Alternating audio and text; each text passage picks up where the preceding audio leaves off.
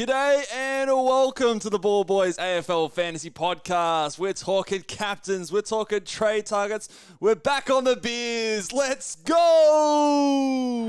Just done it from nowhere. Hoisted the goal from inside the centre. Sheed from the boundary. Dusty. Petty.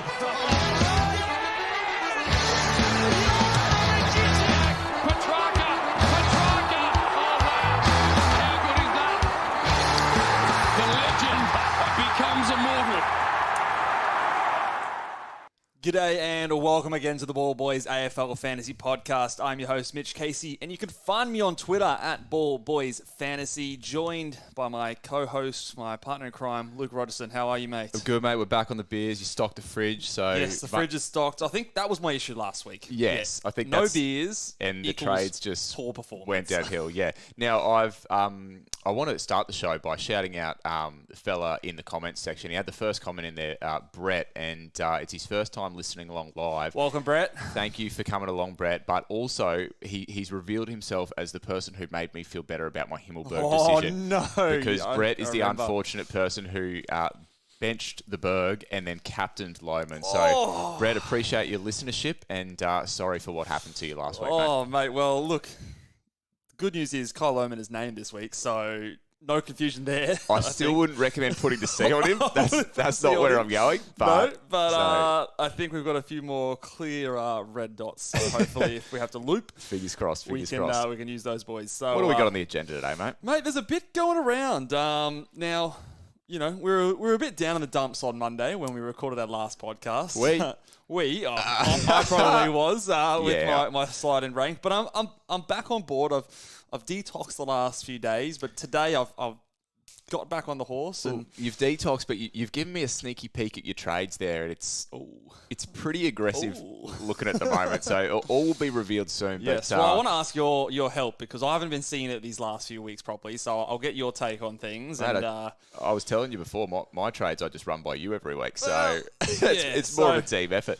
There's a few things we've got to stay on top of. We'll start maybe by going through the Thursday night teams. Let's do it. And some reactions, observations from those ones there, and then we can start talking about some trade targets. But we talk about the going sort of game order for the Blues. They've got a lot of boys back. So got half the team back in. Yeah, Chera, Cripps, and Pitnet.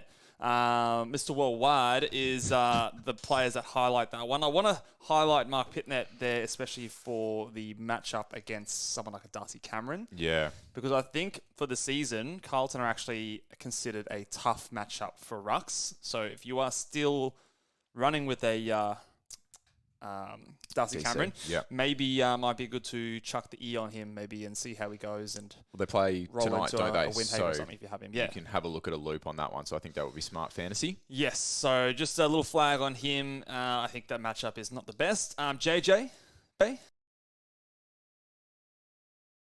RSL, that is the Western Bulldogs. Yeah, well put actually. It's interesting because the assumption is he plays as a running half backman, but you've also got in that team Ed Richards and who am I thinking of? Dale as options in that respect. Caleb Daniel. So that sort of makes me a little bit more positive about the potential for Caleb Daniel to stay in that sort of midfield role that he's been getting recently because I don't think JJ is going to go into that role. But as far as those big dogs that we talk about, like your Bontempelli... Actually, I've just seen this. Ed Richards... I don't know if was this been updated? Because I swear I didn't see this last time, but Ed Richards is out with illness. Oh, okay. So then JJ's... I'm not sure if that's been updated. Maybe I missed it the first time. But Ed Richards is out for illness, so I guess JJ's going to come in and take that role. Or Caleb Daniel goes to half-back. Yeah. Maybe. Potentially. But I don't think that they'll play JJ through the middle. So I think that... For most, like Caleb Daniels lowly owned, for most people, it's not going to affect anything in terms of Bontempelli or anything like that. So I think that's fair to say. Otherwise, we'll talk about Bailey Smith a bit later on in some more detail, but I think so. Yeah, nothing else really relevant in that game as well. Rory Laird is back in for the Adelaide Crows, so he's just a 1 week off. Interestingly enough, none of the midfielders that came in for him last week have been omitted.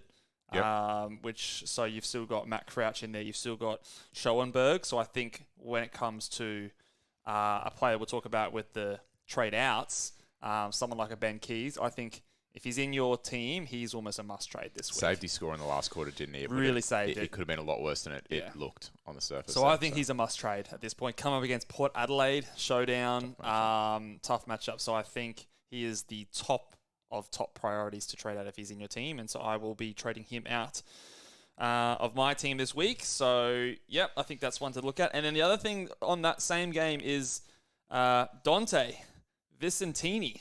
Sounds like a fucking cocktail or something. Mitch has got me drink order here on the run sheet. I thought, what's going on there? He's named back in the Port Adelaide side while Scott Lysette is being managed. So the reason this is very important is because he's a 200k ruck forward option that if you're doing a downgrade, and we'll talk about the downgrade target in a second, but just to preview, he's the number one option for me because all this carnage talk about rucks and not having cover. Well, that's the thing. We've been in this like sort of set and forget for this year. We've known who the two number one ruckmen are, and I think all the talk this week has been rucks, and in a lot of different ways in terms of rookies now, but also top guys that we can go to. So we're going to talk a lot more about that later on as well. Yeah. So I think we'll talk about that later on, but I think that is definitely one to take note of. And who knows, maybe Riley O'Brien makes an appearance on the Ball Boys Big Boys later. Spoiler, he won't. But what was that? I wouldn't surprise alluding if to goes, nothing. I wouldn't surprise if he goes big, but no one's going to do it. All right, and then the only other thing that we want to keep an eye on when it comes to these teams is more so. Reeves was out suspended as well. We knew that coming in. So Lloyd Meek is back into the side. So are they going up with who's their ruck? Is it just Meek, or do they have also someone else? I think it's just Meek. If Reeves is out, is my... Yeah, I think that is the case as well. Just confirm that. Yeah, I think it is just Lloyd Meek as the ruck. So that definitely changes, I think, the matchup difficulty for Rowan Marshall compared to if Reeves was there. Yeah, it'll be interesting to see what happens with Rowan Marshall this week. We've also got some pretty spicy 5 p.m. teams, with a couple of tall key defenders, ruckmen, forwards, potentially in the mix in some of those extended squads. Which names are we looking for? We're looking at, hopefully not seeing, for me, as a non-owner of Sicily, Blank, I'm hoping to not see him named. Yeah. Tom Campbell for St Kilda and Brodie Grundy for Melbourne. I think Brodie Grundy's a little bit, I think they've already sort of said, I think there's been some reporting that he won't be there, but just want to see it confirmed. Yeah. But Tom Campbell, that's the Rowan Marshall, if he's in, I think you trade. So, but let's lead into that discussion because I think it is the topic of the week. What do we do with Rowan Marshall? Like, is this something that is a big enough shadow? It's the title of the podcast here. Do we jump at shadows? When do we jump at shadows? Is the talk about Rowan Marshall last week, and there was some management talk at training this week. Yeah. Is it enough for you to jump off a Rowan Marshall this week?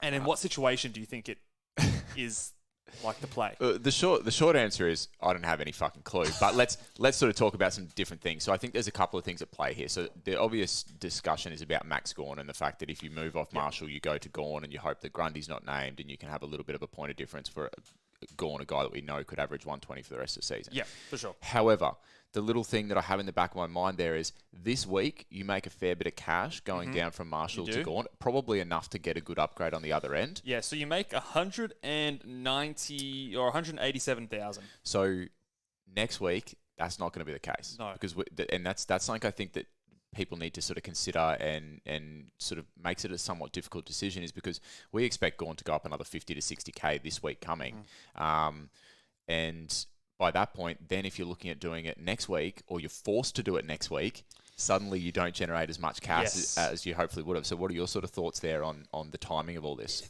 That is an interesting thing as well. So the other thing is, and it's got me reflecting on sort of like making these kind of moves to generate cash and why it's not something that we often consider in other situations. So I think when you're trading someone like a Rowan Marshall to a Max Gawn versus making cash from doing a rookie on the bench down to another rookie, you know that the guy you're trading on the bench is not going to affect your scoring. So even if you trade in a worse player on your bench, your scoring on your 22 is not going to be negatively impacted. So when you're trading a guy from your starting 22, Grundy will play versus North Melbourne next week, says DT Talk. Okay.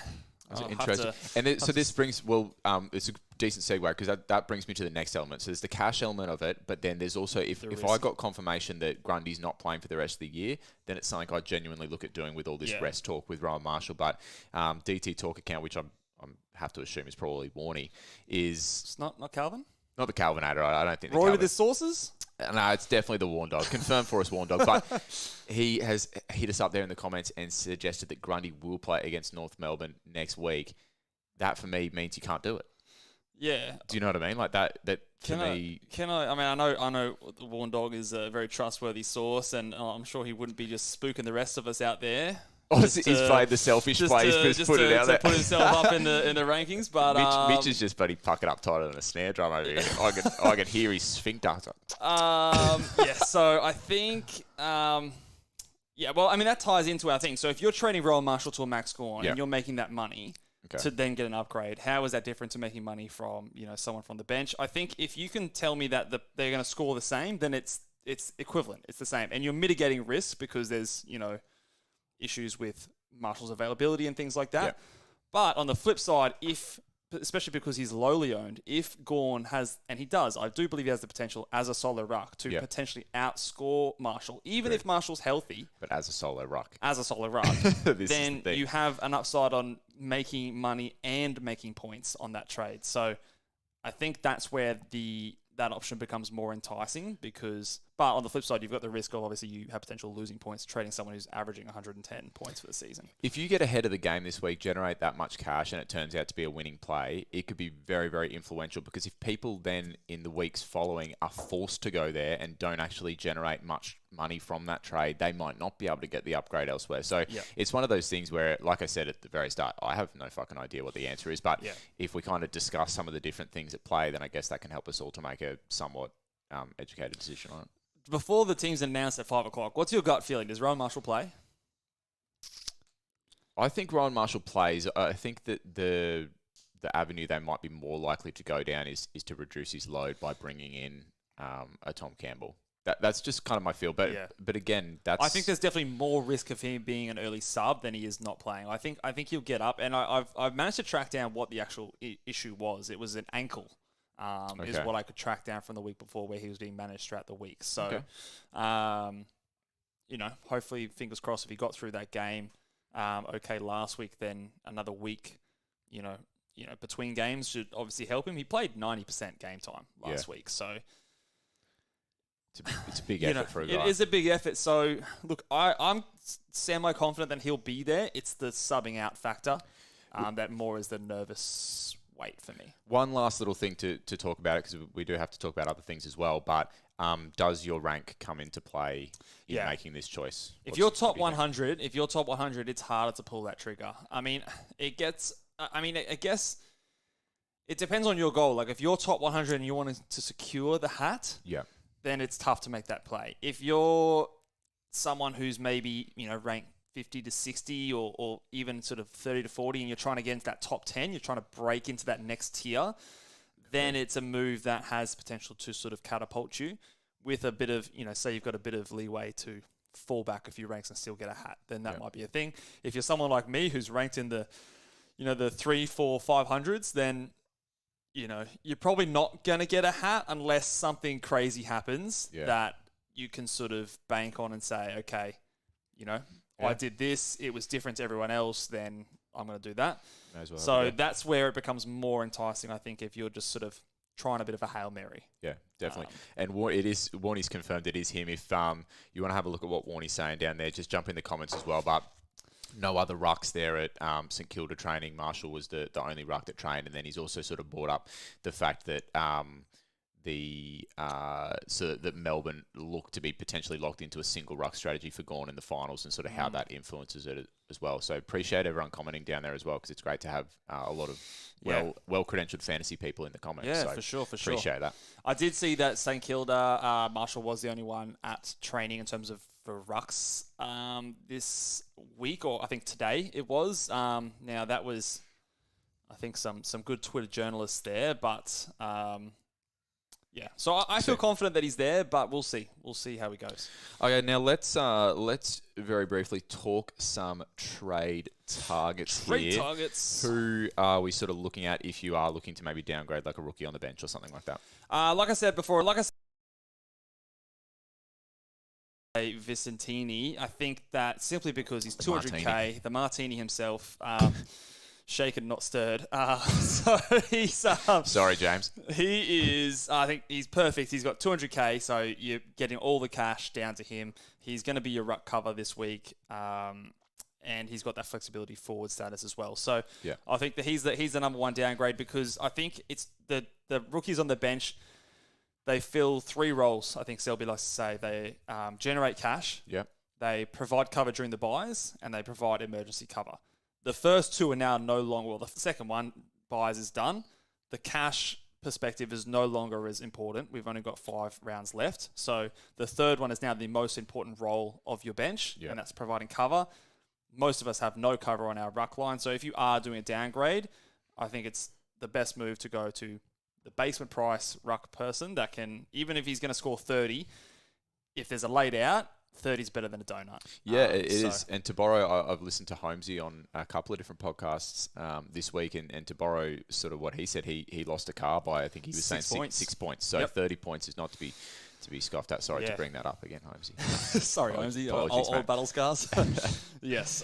So I think that he's the number one option. If for whatever reason you have playing R3, then I think the next best option is to go to Luke Nankervis, who obviously has the -4 break even and looked good in his debut last week. He was a late in last week. Has he held? He has held, Okay. I think it looked pretty good. Yeah, I mean, he scored like almost 70, didn't he, or something like that. So he was one that I was looking at. Another one, and this, I guess, is a decent discussion point as well. Another guy that I looked at that I think looked really solid for Richmond was Banksy. He's priced Banks, at... I thought you were going to go the other guy. He's priced at 270, Sam Banks.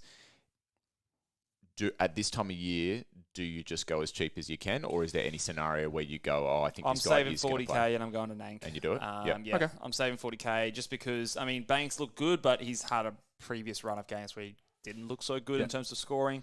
I also liked Coulthard for Richmond. I don't think he's actually named yet, but we'll find out at 5 o'clock. But he turned the game almost for Richmond on the weekend. So yeah, I think that was a real catalyst for them coming back. So I think he's another very cheap option. But I think those first 2 options, not many people would have those guys already. So I think if you're looking for a downgrade, those are going to be your guys. Yeah, Bales is a fan of Nankervis there, and we know Bales knows his crows. So take that one to the bank for sure. Thank you, Bales. In saying that, though, I still would go the ruck cover and forgo potential cash generation just to have that coverage there. So, but for my 2 cents, that's what I'm doing. Okay, what about on the other end? Who are we going up to? The Primos. Well, the number one player, I think, traded in this week is my number one target for the week, and that is Josh Dunkley. I'll just confirm that he is the number one targeted trade in, but I think coming back in last week, scored 112, I want to say, after having a couple of weeks off with that calf. He just looked like he was back to himself, and I actually went down and broke down his half or quarter by quarter. In his first couple of quarters, the first half of the game, he was very slow, and then he just got better and better every quarter as the game went on. So he, I think, was sort of rounding himself back into fitness. And against the Suns this week for the Q Clash, I think he'll have a big one. So you got to have him, don't you? Like he's going to be almost a top 3 forward, isn't he? Yeah, he's a top 3 forward, locked in. Let me ask, and some other people out there might be thinking this as well. Like, am I in my head a little bit? Because at the moment, I'm looking at Sicily. So the St Kilda matchup. He's my number 2, by the way. So yes.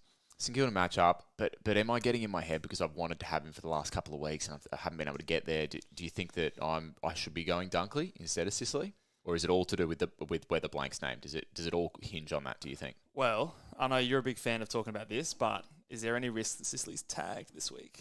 Because who you think?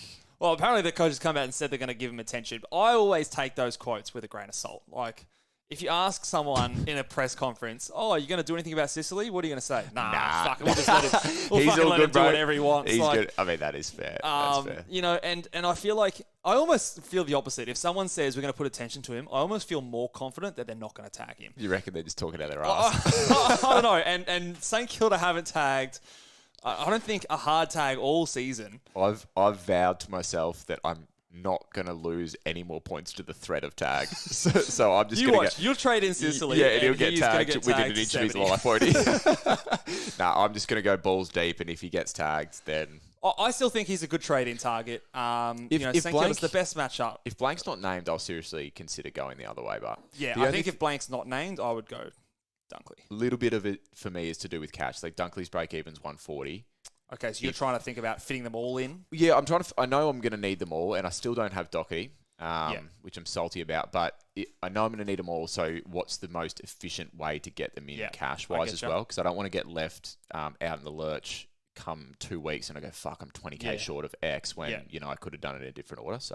Yeah, no, for sure. And even after this round, he's still got a great run with Collingwood and the Bulldogs the next 2 games as well, and they can give up some points to defenders as well. So I think Sicily is still a very good target, and he is my number 2 option. Number 3, Darcy Parish. DP3, Warnies, mate. I've been pumping him up for the last few weeks, and it's all to do with the next 2 rounds after this round. So after this round, they go, I think, West Coast into North Melbourne. Yeah, juicy as, hey? Which is just the best 2-game run you can have.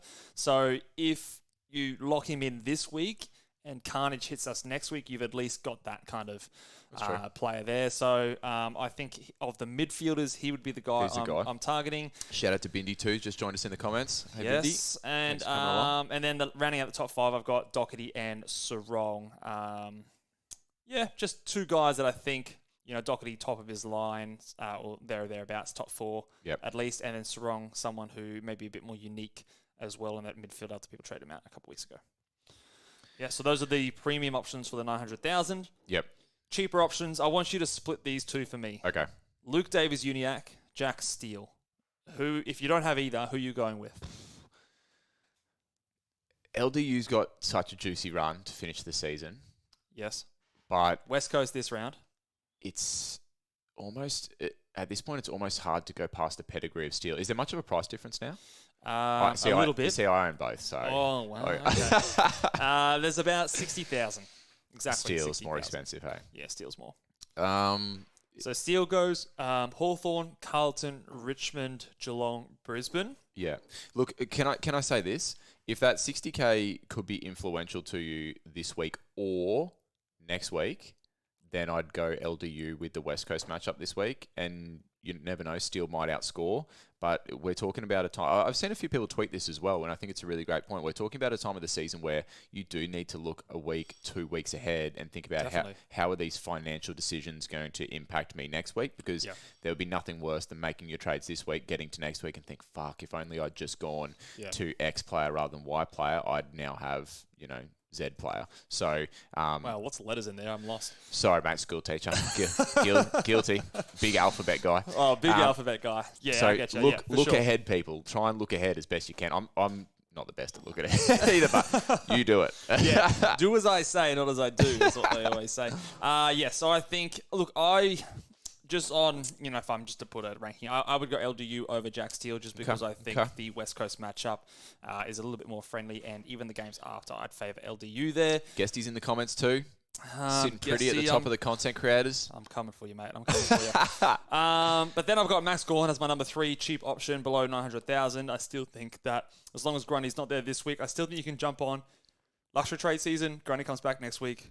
Worst case scenario, you trade him out again. But even if Grundy comes back, you can't imagine that he's coming back and they're splitting that ruck time again. Like, Gawn's 70+% CBAs, irrespective of if Grundy's there. Would you agree? Well, I think it's a valid point, especially given that all the word coming out of the club is we're trying to build Grundy's forward craft. So it would seem very strange for them to come back in and ruck. And then 50-50 ruck. So no, I do appreciate that point. The only thing I can see being an issue is, like, let's say Grundy is named next week.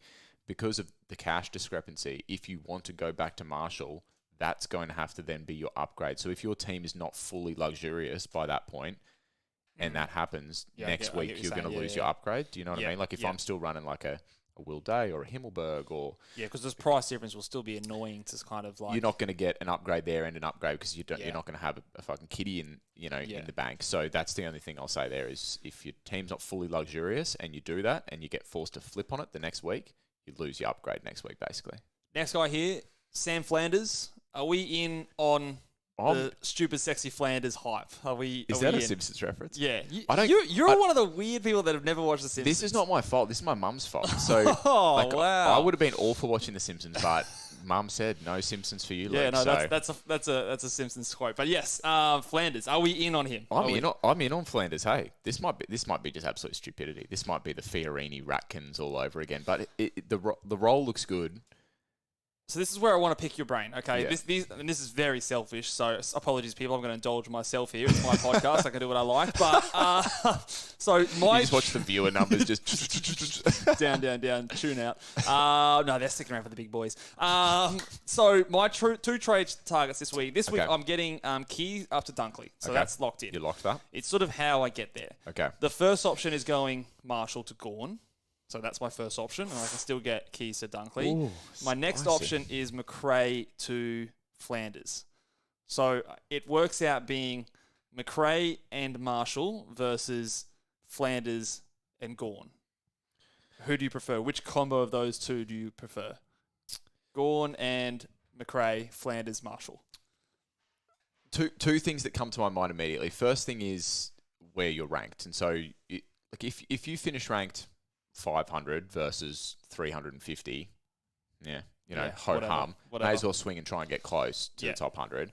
That's the first thing. And in that case, then I would go the really aggressive of down to Gawn, and then you just be hoping that Marshall gets rested or something like that and pick up carnage. So in that respect. Second thing that comes to my mind is if you have to hold McRae, what looping options do you have? So that's the other thing. So if I hold McRae, I can loop him because he plays Saturday afternoon, and then I've got Marcus Windhager on the last round. So that's with the form that Windhager's been in, that doesn't strike me as the worst. Let me ask you this question. Are you prepared that next week it could go tits up and you could be a real salty boy? Yeah, well, I've planned for this, and I'm just going to watch the Gold Coast Brisbane game because they play at the same time as the Dogs. So I'm not going to watch McRae. If I hold him, I'm just going to not watch him. Okay, so that's your plan. That's my plan. But are you going to be, what I'm asking is, are you going to be salty if Rowan Marshall pops a 120 this week and just keeps punching 120s for the rest of the... And Grundy comes back. It's more watching McRae that will be the hardest part of this. He says this, but if Grundy comes back in, he will be salty as all hell. No. I'm fully prepared to take that risk and sort of ride that wave. But I think, those are my... I don't know. I'm hoping that Tom Campbell just gets named in the next 60 seconds, and that makes my decision for me because I will 100% do that. Okay, man, I'm all. Let's just spice it up. We'll see because I do like Flanders. But then in saying that, I've got Noah Anderson, I've got Touk Miller, so I can't have all the fucking Suns in my team. Yeah, someone's going to get left out week to week. So I think the path for me to jump rank is to not have every Sun and to get off the Rowan Marshall. So, but for the record on Sam Flanders, I do like. Again, this is just purely my opinion, but I kind of like what I'm seeing from Flanders, especially as a guy that you can go to who could score in line with the top 6 forwards, but can also generate you the cash to make your upgrade elsewhere. So if going to him from someone that you want to get off of generates enough cash for your upgrade, then my thought is Okay, before we do the big boys, should we look at the teams? Yes. Or have you got one more? No. I've got one more trade-in target. The other one I was going to mention as a cheaper option is Liam Duggan, who, again, another bit of a unique 864K up against North this round. I've sort of been flipping between him and Luke Ryan as that unique defender that I'm going to recommend trading in this week. If you're looking for a unique defender, I would go Liam Duggan with the North matchup. Okay, Mitch is going to bring up the teams, and we're going to have a little squizzy squiz at what's going on there. All right, what do we got? Tom Campbell.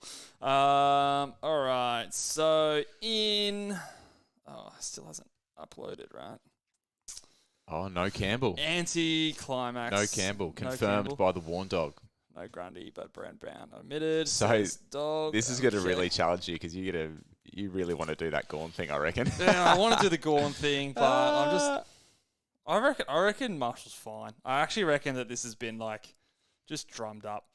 So no Ben Brown. He's got 2 ankles, eh? Yeah, he'll be fine. Oh, Cold Hard's been omitted as a sub. That sucks. Otherwise, nothing really of note there. Cooper Harvey has been omitted for anyone who was relying on him. Rough. So we thought his job security was going to be pretty good, So given how bad North Melbourne are. Remember, he still will be an emergency, so don't put the captaincy on him. I just wouldn't be putting the captaincy on him because there's every chance that he's a laid in.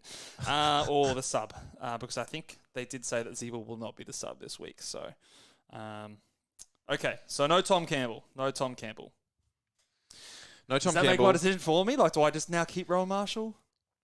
Fuck, it's going to be... Okay. Well, okay, think of it this sleep on way it. as well. Like, if you keep Rowan Marshall, you're going to be with the majority of the rest of the competition. So it's not But I'd also be getting in Flanders, who's a very unique player anyway. I like Flanders. Yeah. We're just indulging ourselves today. I'll sleep on it. But let's move on to the next topic, which I believe is what everyone is waiting for. Oh, yeah. My transitions haven't been working. I hope this is going to work this time. All right, let's go. It didn't fucking work. What's going on? It's lagging out. Yeah, lagging out. Okay. What is happening? It's lagging out. No transitions. I don't know what's happening at your end, people. Well, yeah, hopefully maybe that's just our end. But anyway, sorry about the lack of transitions. But the big boys, tough week again this week, I thought. Can you play the sound grab again? I didn't get to do my big boys dance. Oh, okay. I need a big boy. I need a big boy.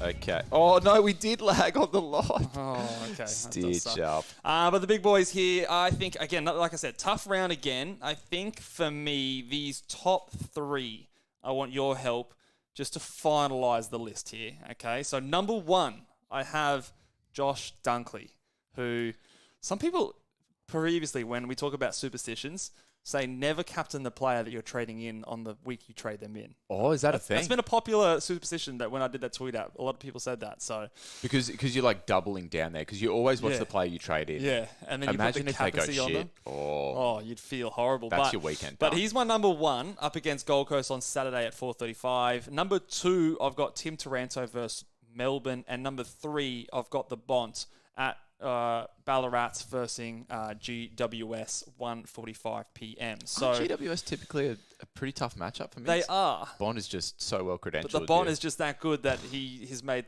the three with the Ballarat matchup there. So of those three, like, what do you think about the order in terms of prioritising them? Like, how would you rank those three midfielders as a captain option? There's no like super obvious matchup of the three. There's no matchup you look at and go like that's super juicy.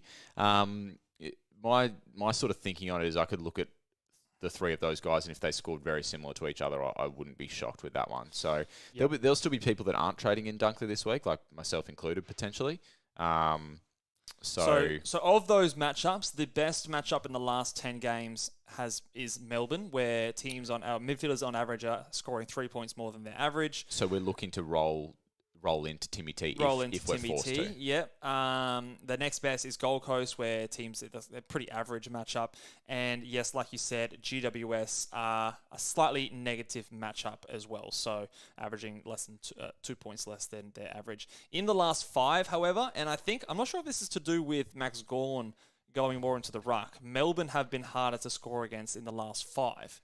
Do you think that can have a big impact with Gawn being the predominant ruckman and midfielders maybe? Oh, the fact that he's putting it down. Yeah, like opposing mids sort of maybe just lacking an extra few disposals there as a result? Or am I reading too much into that? I think if you start looking at that, that might be reading a little bit too much into a rabbit hole. You could. I think you could go down a rabbit hole with that kind of thing. Yeah. For sure. What about, I mean, I can see that he is a little bit further down this list, but there's a young fella that I reckon tonight, biggest stage against the biggest rival against the team that he used to support. I think that... Did he support that team? Yeah, I saw a photo where his dad was obviously a great Collingwood player and he was wearing this Carlton jersey.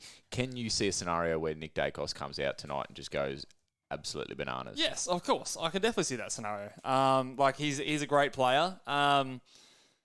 So, yeah, if you're a fan of VCing on the Friday night... I like to spice up my Friday night sometimes. He would be the guy I'd go to. If you're keen on a Friday night VC, he's my highest ranked guy on the Friday night. But... Sorry, I've jumped the gun. Tell us who 4 through 7 is. I don't know. I just feel like there's some better matchups, better guys out there. Number 4, I have LDU. Would have loved him as a VC option.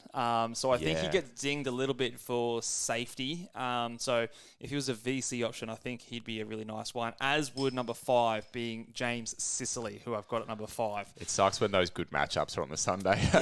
Yeah. So being a captain, look, it's risky. Actually, hold on. We didn't look at. We were looking at Rucks. Oh, what about Blank? Blank is not there. Okay, so Dunkley in for you. That might ding Sicily a little bit for me, actually. Like, I think he drops out of the top 5 for that.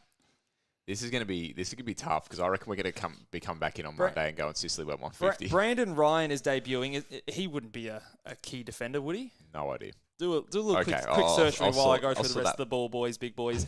So James Sicily currently at number 5. But number 6, I have Jack Steele versus Hawthorn. 7, I've got English versus GWS. GWS have been actually very tough since Briggsy has taken that number 1 ruck mantle. So English falls down a bit. Even though I think he went 150 against them in the past, that was against Flynn. Nick Dacos, number 8, like we mentioned, versus Carlton. Carlton have just been up there with Port in terms of the toughest matchups for inside mids, which is where Nick Dacos is playing at the moment. Brandon and Ryan. Cuddle are back with Cripps and Chera. So, sorry to cut you off there. Yeah. Brandon Ryan listed as a 200 centimetre key forward, but surely we've got some Hawthorn fans or people in the comments that know a little bit more. Brandon Ryan, is he a guy that could play key back and then free up Sicily? Free up Sick Dog. Okay, yeah. We'll see how we go. Let us know in the comments. Some Hawks fans out there. And number 9, I've got Jordan Dawson versus Port Adelaide. Just Port, I think that knocks him down there. And Zach Merritt versus Sydney rounds out the top 10. He's going to go big the next 2 weeks, but just not this week versus Sydney, who are an extremely tough matchup recently as well. So those are the big boys. You like Nick Dacos. Look, I'll give you Nick Dacos over English. Let's say, like, I'm not necessarily advocating for doing it because I religiously subscribe to the big boys. But I'm just saying it would be a fun watch tonight, given Carlton's like one of the form teams of the comp. Collingwood's the immovable object. Yeah. I'm just saying it'd be fun. As a VC, if you prioritise fun over the big boys, then hey. I mean, that's, look, the thing about this week is I look at this list and I struggle to see where the ceiling comes from for a vice captain. You know, like even though I've got Josh Dunkley at number 1, I'm sort of almost hunting for that like just safe 120 this week. Versus previous weeks, there's been really juicy matchups where you can easily see like a 140, 150. But this week, I'm prioritizing that safety a little bit more because I think a lot of them are quite close. So that's why Dunkley and Taranto are up the top there because I feel really safe with their matchups and their consistency. So especially with those Sunday options probably being the ceiling guys. With the LDU, Sicily, they're probably more the guys with the ceiling matchups. Makes it tough. Late and loop options and vice and captain options after they play, very thin. So So look, Nick Dacos could go well if you're that way inclined. Beautiful. All right. That does it with the big boys. Can you play the sound grab again on the way out? Third time the charm. And then we're moving straight into another sound grab because it's time for...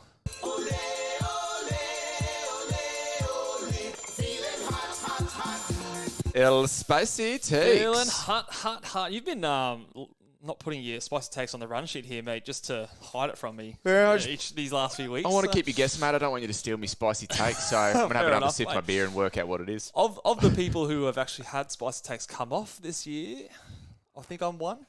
You're none? Fuck off. 3, I reckon? No, I've definitely had a spicy take. I'll just go back and work it out. All right, I'm back to being optimistic. Yep. Richmond upset the Demons on a Sunday afternoon. Blockbuster at the MCG.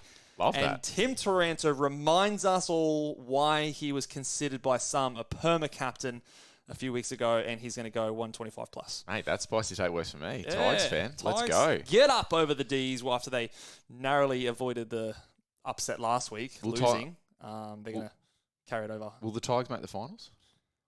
Yes, spicy take continued. They'll make the final. Spicy and take win the flag.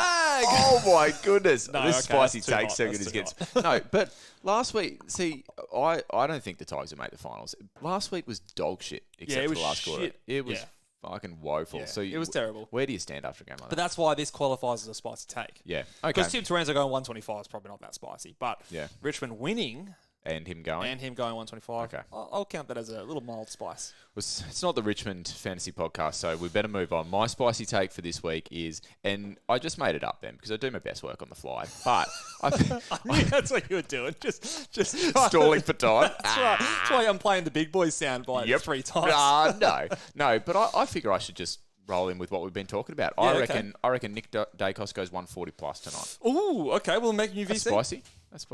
No. Don't make me put my money where my mouth is, mate. Do it.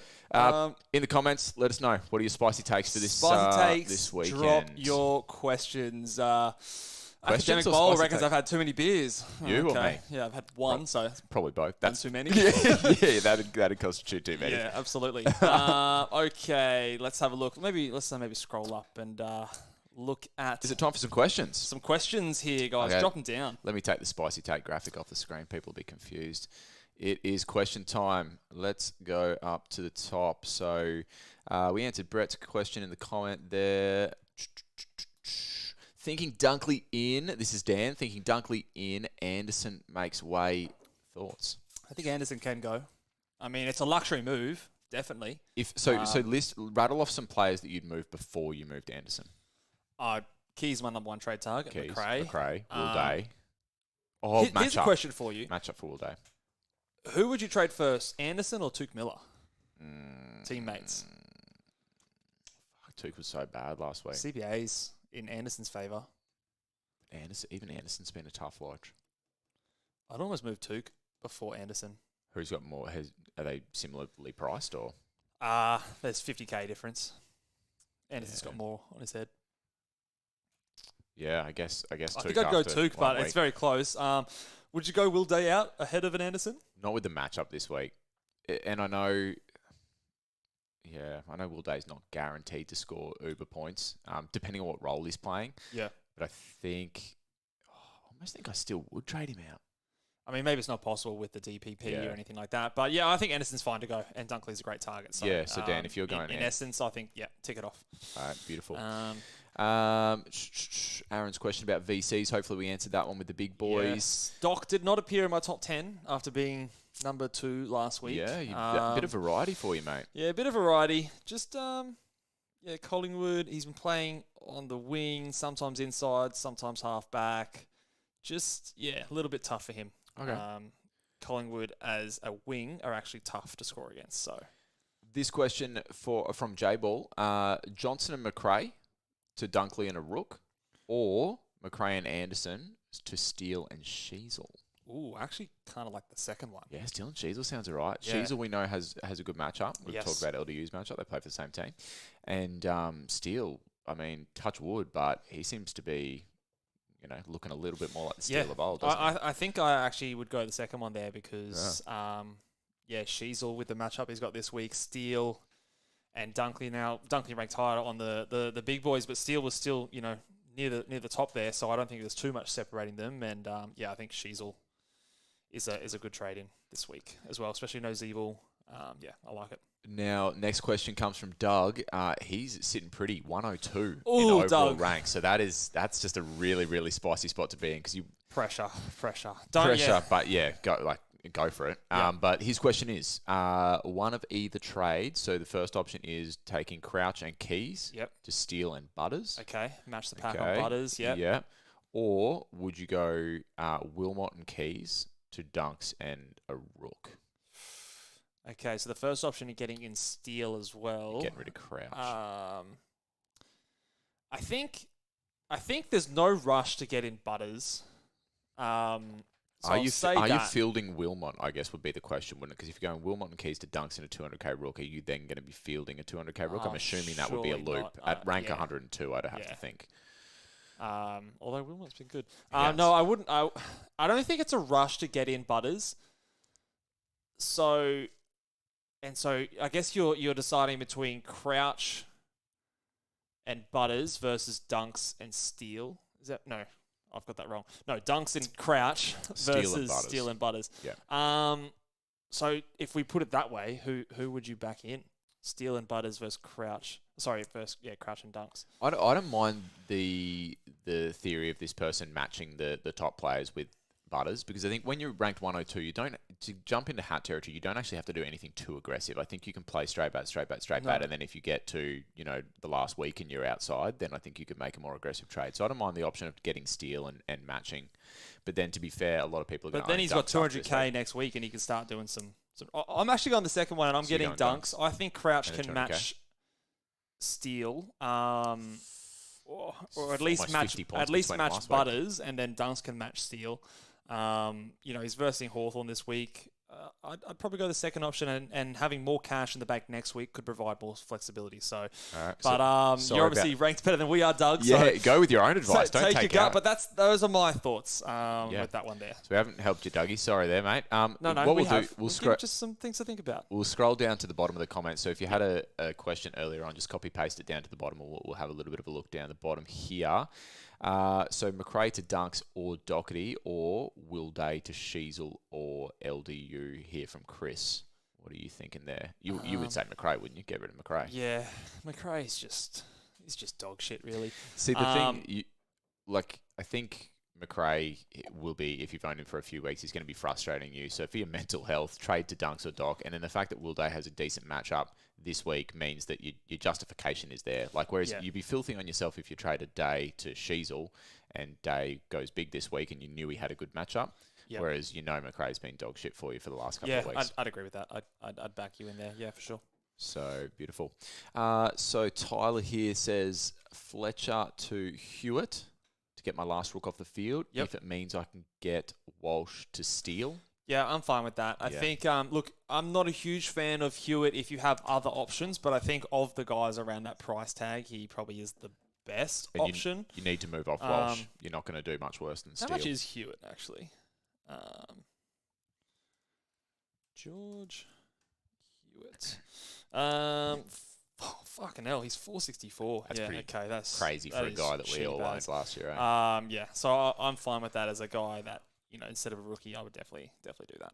Okay, Andrew here says, hey lads, thoughts on Keys to Nankervis? And is it Nankervis or is it Nankervis or is it? It's whatever we decide it is. It's Nank. Safe. I love it. Okay, Yeah.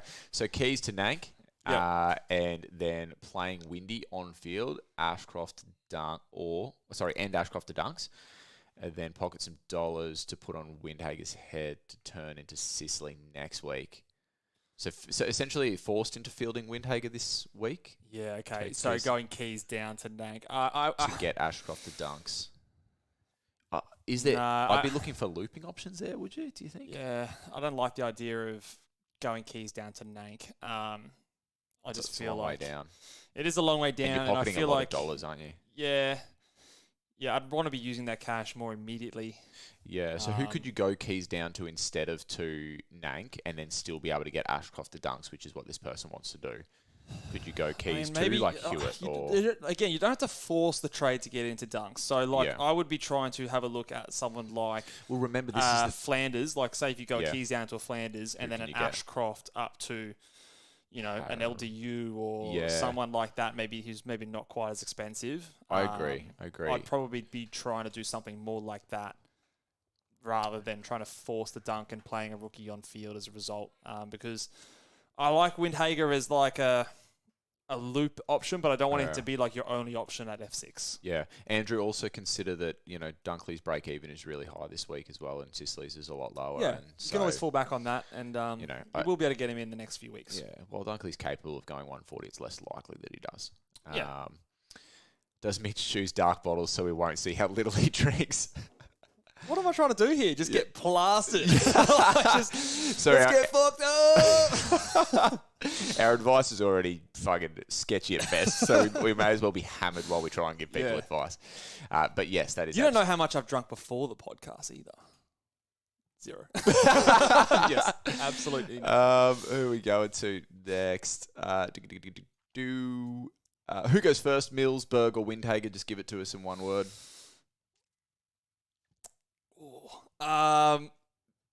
Mills. Okay, that's all. We'll take one word. Take one Mills. word. Let's have a look. Bindi Don't ask us a question, Bindi. You know best, mate. What? He's ranked 7 or something. You don't want to know. No, we got you, Bindi. Don't worry. He says... We're 1.5 beers deep. We got you, mate. He goes, I'll ask the ball boys a question so that I can do exactly... Yeah. Bindi's question is, would you tick off Sheldrick to Flanders and Robertson to Hugh? Bro, I didn't read it. Doesn't count. You didn't get me, Bindi. I didn't read it. Didn't get it. And fucking hell. And yes, I would tick off that trade. Yes, absolutely tick that off. Absolutely, I'd tick that off.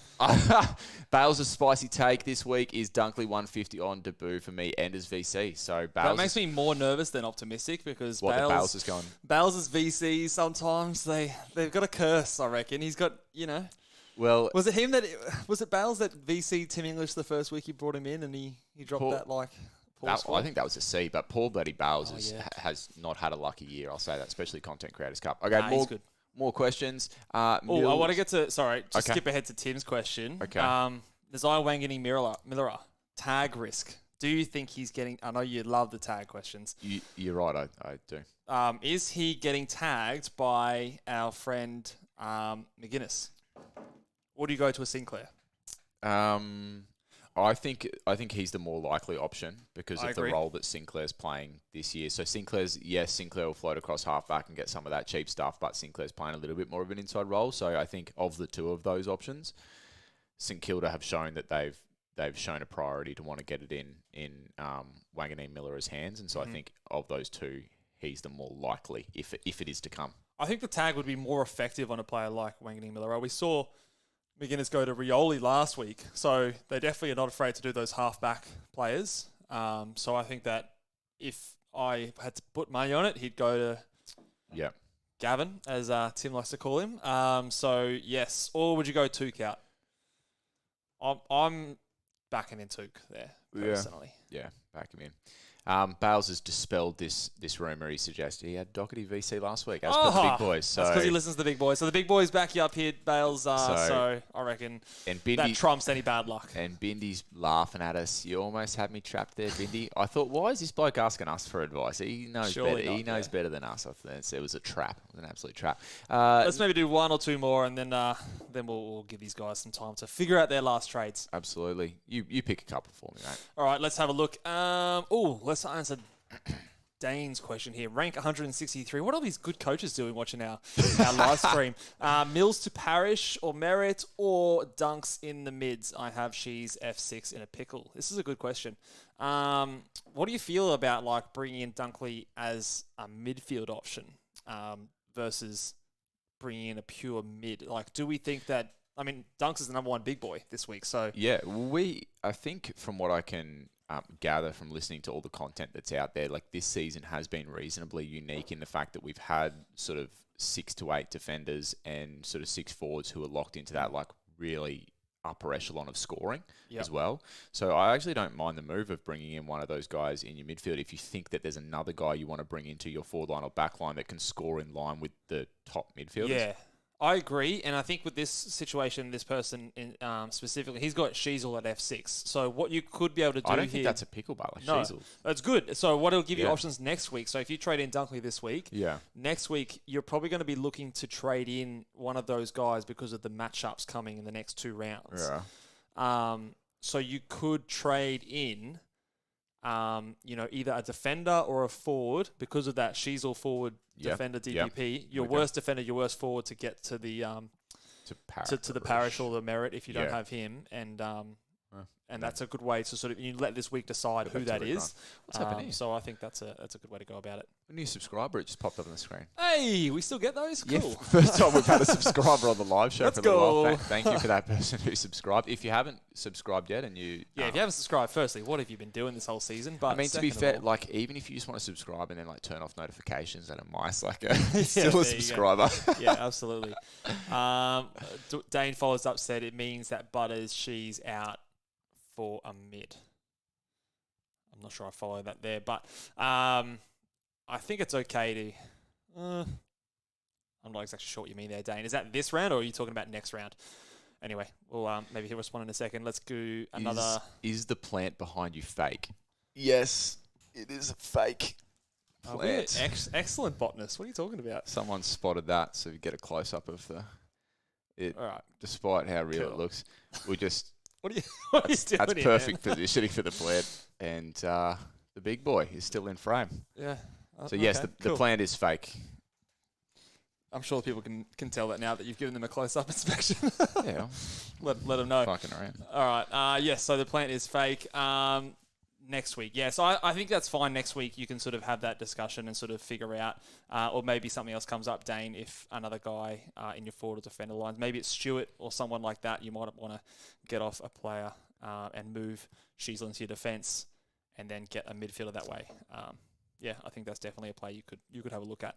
One more question. Hey, boys, will my pod Tim Kelly bounce back this week against North, who typically give out the most points to inside mids, or a must trade? Also, thoughts on a cheeky Rosie captaincy this week, playing in his 100th Showdown. I wanted to tweet out, and I might do this later tonight, but I wanted to tweet out those stat gurus out there. The evidence for players performing better in their milestone games. And there's actually any evidence to suggest that they do any better or worse? Because I feel like we use it as like it's 100th game, but I feel like most often it doesn't actually. Popowski would be able to get you those stats, I'd imagine. But yeah, Tim Kelly this week versus North. I think it's it's probably not the week to trade him out. I'm sure he actually had a shocker last week. If you have him and you invested in him as a pod and he's coming up for the North Melbourne matchup, then that's 67 last week. To me, that makes sense that you at least hold him for this week, even if you're frustrated with him. Yeah. But, yeah. I want to say early in the week, West Coast were actually favourites to win that game, but they're no longer favourites anymore. Look, I think you can hold him and sort of cross your fingers because it is that positive matchup. Yeah. If he doesn't perform in this game, then you absolutely have to get rid of him. But yeah, you can probably hold him at least one more week and then do that. Rosie C, look, Adelaide, they're just tough to score against. And whilst Rosie's been great in terms of consistency of hundreds, a lot of them have been sort of 100 to 110. So I think we can aim a little bit higher than that. So we've been going for an hour. Should we let some people go and play with their teams? Yeah, let's go and do that. So, guys, thank you very much for tuning in on this Friday Arvo. Good luck with your round 20 trades and captaincies. Are you going to follow the big boys this week, or are you going to venture out to a unique captain? Let us know in the comments after the show is finished. Give the video a big thumbs up, and make sure you are subscribed, and we'll see you guys for the round review next week. Laters!